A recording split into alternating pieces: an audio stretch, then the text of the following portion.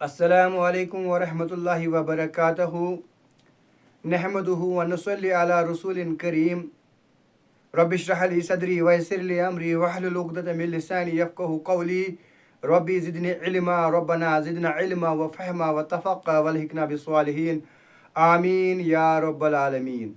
मुअज़्ज़ज़ नाज़रीन, अस्माए हुस्ना सीरीज़ मुसलसल जारी व सारी है बिहम्दिल्लाहि ताला, अल्लाह के फ़ज़ल व एहसान से। आज इस किस्त में जिस पाक नाम का हमने इंतखाब किया है वो अल जब्बार है। अल जब्बार के माने हैं बहुत ज़बरदस्त। इसकी जो फजीलत है वो इस तरह है, अगर कोई शख्स किसी जालिम के जुल्म का शिकार है, किसी जाबिर के जुल्म का शिकार है, किसी दुश्मन के जुल्म का शिकार है और वो चाहता है कि उससे नजात हासिल हो, वो चाहता है कि उससे छुटकारा हासिल हो तो उसे चाहिए कि सुबह शाम 226 बार इस अस्माए हुस्ना या जब्बारू का विरद करे। सुबह शाम या जब्बारू 226 बार, अवल आखिर 11 बार दुरूद शरीफ पढ़ें।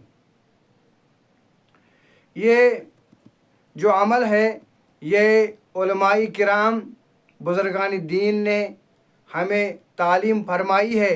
ये तालीम, ये अमल मुजर्रब व आज़मूदा है।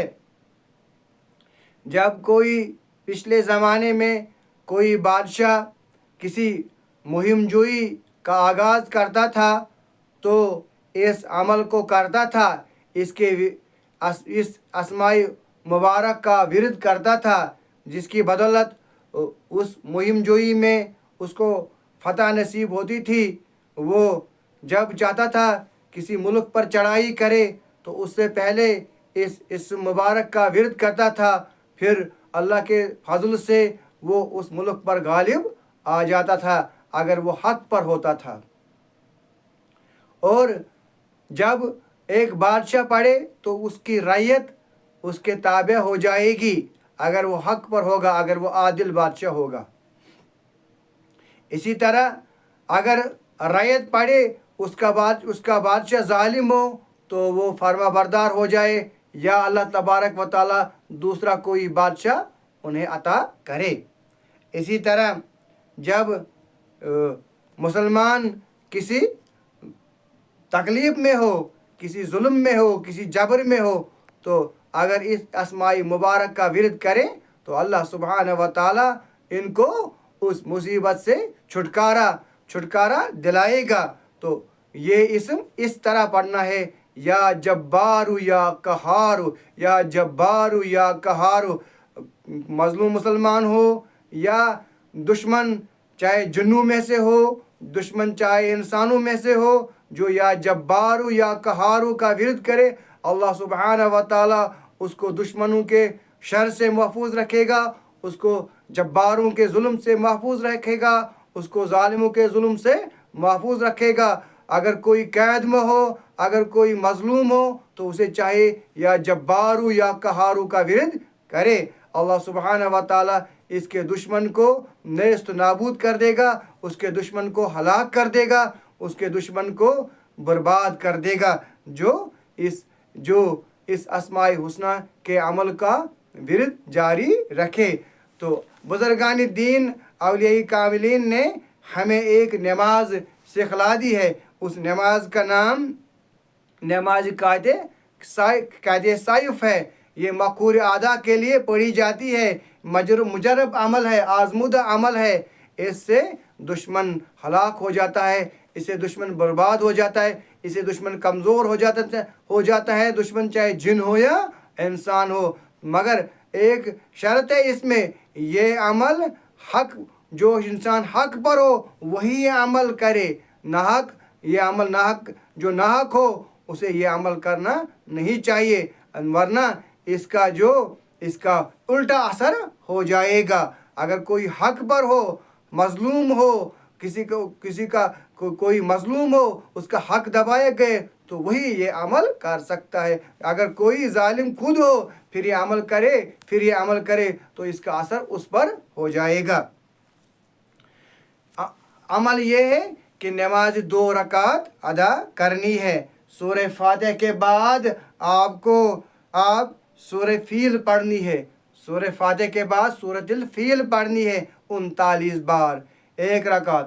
دوسری رکعت میں سورہ فاتحہ کے بعد سورہ لہب 39 بار پڑھنی ہے۔ اس کے بعد سلام پھرنی ہے۔ سلام پھرنے کے بعد سورہ الحاقہ 1 بار پڑھنی ہے۔ سورہ الحاقہ جب آپ تلاوت کر رہے ہوں گے تو جب آپ اس آیت پر پہنچو گے خذوہ فغلوہ ثم الجحیم صلوہ، جب آپ اس آیت پر پہنچو تو دشمن کا تصور کرو، اس کی بربادی کا تصور کرو، اس کی ہلاکت کا تصور کرو، اس کی بربادی کا تصور کرو۔